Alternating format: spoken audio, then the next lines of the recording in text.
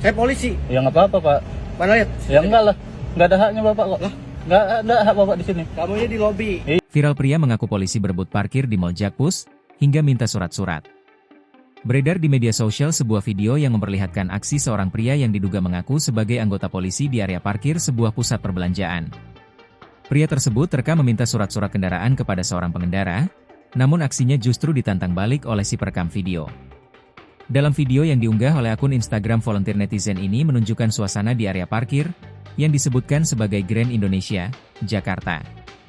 Pria dengan potongan rambut cepak dan mengenakan kaos berwarna hijau gelap itu terlihat berhadapan dengan perekam video yang berada di dalam mobil. Pria tersebut meminta surat-surat kendaraan dan mengaku sebagai polisi. Namun, pengakuan tersebut justru dibalas dengan tantangan. Perekam video dengan tegas menolak permintaan tersebut. Sikap berani dari perekam video ini mendapat pujian dari warganet. Banyak yang mengapresiasi keberaniannya untuk menolak permintaan yang dianggap tidak wajar dan berpotensi merugikan. Kejadian ini kembali menjadi sorotan mengenai maraknya kasus pemerasan dan penyalahgunaan wewenang yang mengatasnamakan aparat.